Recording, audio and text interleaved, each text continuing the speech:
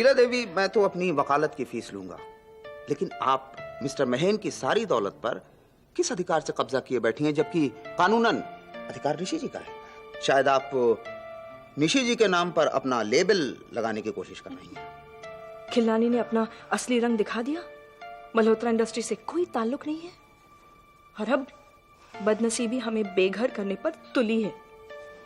ये लो legal notice, हमें silver estate छोड़ना पड़ेगा। देखो शीला, नाटक मत करो। हाँ, तुम्हें मेरी कोई चिंता नहीं। अगर तुम्हें फिक्र होती तो तुम महेन की जिंदगी में नहीं आती। तुम्हें फिक्र है उस 10 करोड़ की जो तुम्हारे हाथ से जाते हुए दिखाई दे रहे हैं। मेरी माँ का घर उजाड़कर उसने तुम्हारे साथ सिल्वर एस्टेट में यहाँ पर घर बसाया और इंतहा देखो बदनियती की, चेयरपर्सन पर बैठी मल्होत्रा इंडस्ट्रीज की। लेकिन कितनी बेइज्जती से तुम्हें वहां से निकाला गया, यू रिमेंबर दैट? उसी तरह से, ठीक उसी तरह से तुम्हें इस घर से निकाल दिया जाएगा। 3 हफ्तों के अंदर अगर तुमने इज्जत के साथ इसे खाली नहीं किया तो तुम्हें यहां से उठाकर बाहर फेंक दिया जाएगा। इस दौरान मैं वाकई बहुत बड़ी हो गई हूँ। जिंदगी के कुछ पल मैंने अकेले गुजारे और जिंदगी काफी समझ में आ गई। नानी माँ, आपने बबली जी को आपका ये फैसला सुनाया? नहीं बेटे, कुछ दिन वहां रहूंगी, बाद में बताऊंगी।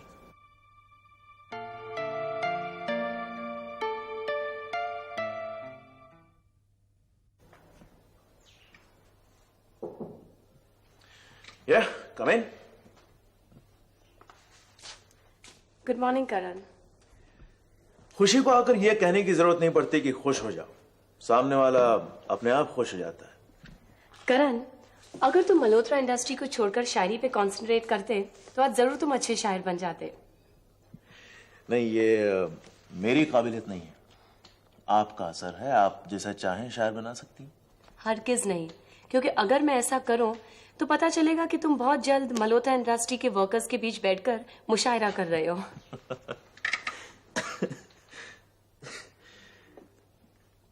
हाँ, वैसे आपके साथ शाम बहुत अच्छी गुजरी का। थैंक्स। करण, मैंने एक प्लान बनाया है। मैं इस प्लान के बारे में तुम्हारी ओपिनियन चाहती हूँ।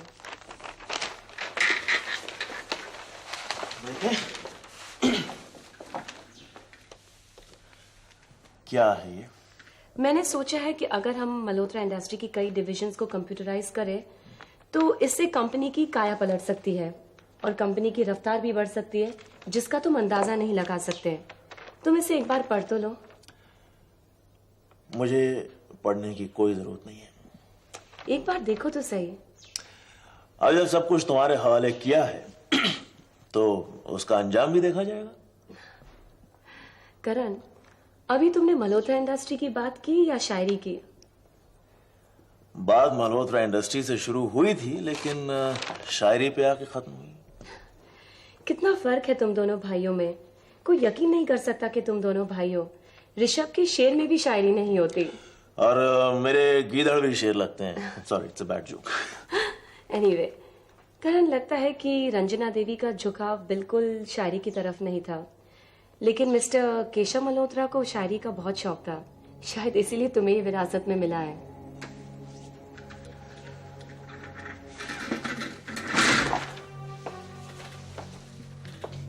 केशव मल्होत्रा से मुझे विरासत में कुछ नहीं मिला है।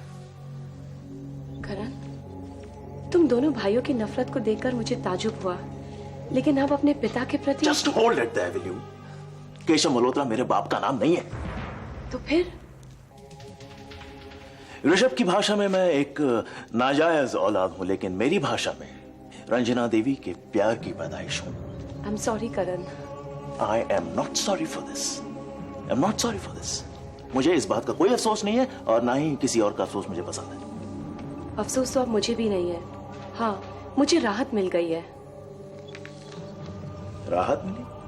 हाँ, अब मुझे पता चला है कि तुम दोनों भाइयों के नफरत के बीच जिम्मेदार कौन है। शीला, काफी देर हो गई। हाँ, थोड़ी देर हो गई। हेलो शीला जी। हेलो सुनील, आप लोग बैठिए ना, मैं खाने की तैयारी करती हूँ। क्या बात है? कोई बात नहीं है। कोई बात जरूर है। तुम आकर पहले इधर बैठो। इधर आओ। मैं नहीं, इधर बैठो। मैं बाद में बैठूंगी। देखो, खाने के लिए देर हो जाएगी। सुनो, कहाँ गई थी? मैं जानता हूं तुम आंखों में इतने आंसू छुपाए हुए हो। आप परेशान क्यों हैं सिरा? निशी से मिलने गई थी क्या? महेंद्र, निशी कुछ भी सुनने को तैयार नहीं है। अगर उसकी मांग पूरी नहीं की गई ना तो ये केस कोर्ट में जाएगा। तो जाने दीजिए, कमबख्त मैं किस मर्ज की दवा हूं? नहीं सुनील, अगर ये केस कोर्ट में गया ना तो फिर से वही सब कुछ शुरू हो जाएगा। क्या हम महेंद्र को चंद सांसें भी सुकून के नहीं दे सकते? अरे इतने दिनों बाद तो ये दर्द के दलदल से बाहर आए हैं। मैं हर दर्द का सामना कर सकता हूँ, पहले से काफी ज्यादा मजबूत हो गया हूँ। उन्हें रुपया ही चाहिए ना, तो फिर जितना मांगते हैं उन्हें दे दो, हम भूखों नहीं मर जाएंगे। और वैसे भी अगर 10 करोड़ देकर उनसे छुटकारा मिल जाता है तो ये महंगा नहीं है। कम से कम जिंदगी हमारी आज से तो बेहतर हो जाएगी ना। शीला जी, आंख में आंसू लेकर फैसले नहीं किए जाते। 10 करोड़ रुपया 1 रुपए का सिक्का तो होता नहीं जिसे बटुए से निकाला और दे दिया। सुनील, तुम उनके तेवर नहीं जानते। देखिए, आपने ट्रैफिक जंक्शन पर और मंदिरों के बाहर भिखारियों की भीड़ तो देखी होगी ना, कैसे भीख मांगने के लिए पीछे पड़ते हैं। आप झुंझला कर उनसे छुटकारा पाने के लिए पैसे निकाल कर दे देते हैं, लेकिन वो श्रद्धा नहीं उकताहट होती है। 10 करोड़ का लालच दिखाकर उस वकील ने निशी की नीयत इतनी खराब कर दी है कि वो एक कठपुतली की तरह हो गई है। जैसे नचा रहा वैसे नाच रही है वो। इस केस को कोर्ट में घसीट कर वो महेंद्र की नहीं, अपनी इज्जत को भी दांव पे लगाने से नहीं हिचकिचाएगी। उस वकील की डोर मेरे हाथ में भी है। तुम एडवोकेट बंसल को जानते हो? जी, मैं जानता ही नहीं, पहचानता भी हूँ। इस सिलसिले में मेरी उससे मुलाकात हो चुकी है। उसकी किस्म यही है कि घर में बैठा तलवार चमकाएगा और जब जंग का बिगुल बजेगा तो चादर ओढ़कर सो जाएगा। नहीं सुनील, ऐसा नहीं है। मैं उनसे मिलकर बातें करके आ रही हूँ अभी तक तो आप मिली है ना निशी जी से, अब मैं जाकर मिलता हूं। आपकी बातें तो वैसे भी कान में रुई डालकर सुनती हैं, मेरी बातें शायद उनके कान साफ करने की दवा साबित होंगे। आप यकीन कीजिए। But keep one thing in mind, case की सुनवाई की तारीख बहुत करीब आ रही है। देखो सुनील, ये केस कोर्ट में नहीं जाना चाहिए। महेंद्र को अभी इस बात का अंदाजा ही नहीं है कि अगर ये केस कोर्ट में गया ना तो वो 10 करोड़ से भी महंगा पड़ेगा। 10 करोड़ गंवाने से पहले आप जरा अच्छा सा डिनर बना के खिलाएंगे। तब से महेंद्र साहब ये सैंडविचेस बनाकर खिलाए जा रहे हैं और पता नहीं कैसे मैं खाए भी जा रहा हूँ। लाइए, वापस दे दीजिए। मैं अभी तैयारी करती हूँ। कौड़ी के बेकार बेहुदा इंसान, मैं यहां पड़ा पड़ा सड़ रहा हूं और तुम्हें कोई वास्ता ही नहीं। अरे उस जेल से ट्रांसफर करके मुझे यहां पटक दिया। मेरा एक एक दिन यहां कैसे गुजरा है तुम्हें कोई होश है कि नहीं? और तुम हो कि इतने दिनों बाद अपना मनुष्य चेहरा मुझे दिखा रहे हो। क्या केडी साहब, मैंने आपके लिए कितना किया और आप एक बात बात पर मेरी बेइज्जती करने पर उतारू? मेरे साथ जबान संभाल के बात करना, नहीं तो इस पिस्तौल में जितनी गोलियां है ना, सारी की सारी गोलियां तुम्हारे छाती के अंदर भर दूंगा। केडी तुम्हारा मोहताज क्या हो गया, मनमानी करने लगे? केडी साहब, अगर मैं अपने मन की करता ना तो आपके सामने हरगिज ना होता। मैं तो आपके मिडिल ईस्ट में जाने के रास्ते खोज रहा हूं और आप है कि मेरी बात बात पर बेइज्जती कर रहे हैं। ठीक है, ठीक है, छोड़ो इन बातों को। कोई बंदोबस्त हुआ कि नहीं? कोई जरिया निकला कि नहीं? ना ही कोई बंदोबस्त हुआ और ना ही कोई उम्मीद नजर आ रही है। आपके और हमारे मिलने वालों ने सबने कन्नी काट ली है। सबको मैंने जांच परख कर देख लिया है। कोई भी आपके मामले में पुलिस के सामने नजर नहीं आना चाहता। इतने जानने वालों में से कोई भी मेरी मदद नहीं करना चाहता। आपकी तरफ लोगों का रवैया देखकर मेरी तो हिम्मत नहीं हो रही किसी के पास जाने की। पता नहीं आपका पता कोई पुलिस को दे दे तो फिर क्या करना चाहिए? केडी साहब, अब जो भी करना है सिर्फ आप नहीं करना है। मैं पुलिस के लफड़े में बिल्कुल नहीं फंसना चाहता, बिल्कुल नहीं। क्या कहा तुमने? क्या कहा तुमने? फिर से तो बोल, फिर से तो बोल। निकल जाए यहां से, गेट आउट, और दोबारा अपनी शक्ल मत दिखाना। Get out, get out, get out.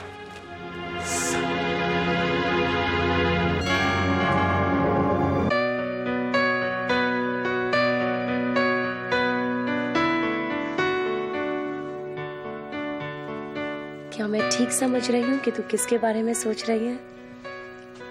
तू ठीक ही समझ रही होगी रक्षांदा, क्योंकि आजकल मैं सिर्फ उसी के बारे में सोचती हूँ। यानी फाइनली तूने अपना दिल त्यागी पर त्याग दिया है। लगता तो है कि सही कर रही हूँ। तू क्या सोचती है, ठीक कर रही हूँ मैं? शिबानी, ये तो तुम्हें अपने दिल की गहराई से ही पूछना होगा और जिंदगी की हर ख्वाहिश पर त्यागी को परखना होगा। मैं नहीं समझी। शिबानी, जब किसी से प्यार हो जाता है तो तुम्हें ये इमेजिन कर लेना चाहिए कि तुम्हें उसके साथ अपनी पूरी जिंदगी बितानी होगी, क्योंकि वो तुम्हारा हस्बैंड, लवर या फिर बुढ़ापे का सहारा हो सकता है। बाप रे बाप, इतने कॉम्प्लिकेशंस? हाँ शिबानी, मोहब्बत का सफर एक लंबा सफर होता है, कोई हिंदी फिल्म की तरह नहीं जहाँ 6 मूड के गाने गुनगुनाए जाते हैं और बस बात खत्म। बाबा, मैंने तो बैठे बैठे बड़ा अहम फैसला कर लिया है। क्या? जिस दिन मेरे पास बहुत पैसे आएंगे ना, या मेरी कोई लॉटरी लगेगी, उस दिन मैं एक मोहब्बत का स्कूल खोलूंगी। उसकी प्रिंसिपल तू ही होगी। क्या उम्दा ख्याल है। और जितने स्टूडेंट्स वहां से निकलेंगे वो सारे कुंवारे ही रह जाएंगे। कहाँ रक्षांदा, जब दिल धड़कता है ना तो दिमाग कहाँ चलता है। मैं तो बस इतना ही जानती हूँ कि मेरी जिंदगी में त्यागी नाम की एक सच्चाई आई है और मैं उससे मोहब्बत करती हूँ। कितना सच्चा इंसान है ना वो। हाँ शिबानी, त्यागी जैसे बहुत कम सच्चे इंसान होते हैं इस दुनिया में। ऋषभ और त्यागी की दोस्ती इस सच्चाई पर ही जुड़ी हुई है। They both have one thing in common. Rishabh में भी कोई मिलावट, कोई बनावट नहीं है। और करण? करण के बारे में तो नहीं जानती। हाँ, एक चीज जरूर कह सकती हूँ कि जो इंसान कम बोलता है और जरूरत से ज्यादा मीठा बोलता है, उसे थोड़ा समझना पड़ता है। लेकिन मोहतरमा, इन दोनों में से आप किसके नसीब में लिखी हैं? फिलहाल मेरे नसीब में तो कोई भी नहीं है। हाँ, मुझे तो दोनों अच्छे लगते हैं, लेकिन किसी को देख के मेरा दिल नहीं धड़कता। अरे, कहीं तुम्हारे दिल की बैटरी तो नहीं डाउन हो गई? माशाल्लाह, क्या शक्ल सूरत पाई है दोनों ने। और तुम्हारा दिल है जिसका सायरन ही नहीं बजता। हाँ, बेशक दोनों की शक्लें अच्छी हैं, लेकिन शिवानी, क्या कभी तुमने मल्होत्रा खानदान के चेहरे को देखा है? कितनी बदसूरत, कितनी बदशक्ल है, जिसका नक्शा मैंने पूजा के चेहरे पर देखा है। तू बिल्कुल वैसी ही बातें करती है। कैसी? वही मोहब्बत के स्कूल के प्रिंसिपल के जैसे।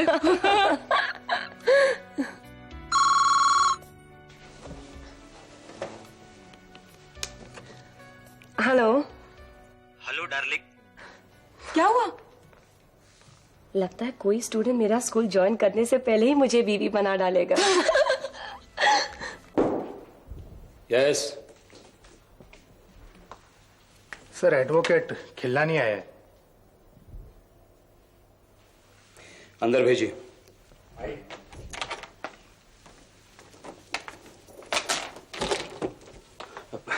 Good evening sir. आइए आइए खिलनानी साहब। माफ कीजिए, मुझे आने में काफी दिन लग गए, लेकिन ये स्वेतलाना जी के सारे जेवरात में लाए हूं। अब देख लीजिए, पूरे के पूरे हैं। आपके चेहरे की बेनूरी से साफ जाहिर है कि जेवरात पूरे हैं, देखने की कोई जरूरत नहीं। तो मैं चलूं? आपके चेहरे पर काफी थकावट है खिलनानी साहब, एक ड्रिंक ले लीजिए। नहीं, थैंक यू वेरी मच। ऐसी भी क्या मायूसी है, पीते तो होंगे आप। हाँ, पीता मतलब मैं कभी कभार पी लेता हूँ, लेकिन आज सोच रहा था कि घर जाके नहा धो के फिर गंगा नहा लीजिएगा, जल्दी क्या है। हमसे तो छुटकारा मिल ही गया ना आपको। जी, लेकिन साहब क्या है कि चलिए, मेरा दिल रखने के लिए पी लीजिए, लीजिए।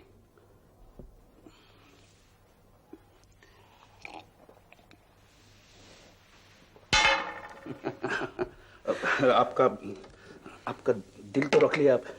हाँ, मेरा दिल रखने के लिए काफी तकलीफ उठानी पड़ी आपको खिलनानी साहब। खैर, आपको जाने की इतनी जल्दी है तो बेशक जाइए। नमस्ते।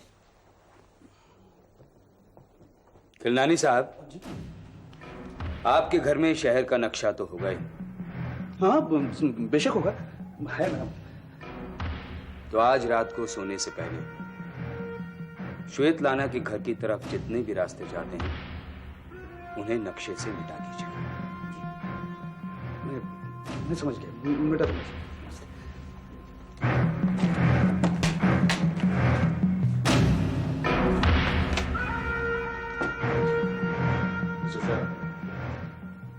आपके लिए एक बुरी खबर है। वकील साहब, खबर अच्छी है या बुरी ये हम सुनने के बाद तय करेंगे। आप सुनाइए। श्वेतलाना जी को सिल्वर स्टेट खाली करने का नोटिस भेजा गया है। अब किसके बुरे दिन आ गए? देखिए मिस्टर शाह, ये नोटिस मल्होत्रा इंडस्ट्रीज वालों ने भेजा है और मैं समझता हूं ये नोटिस जायज है।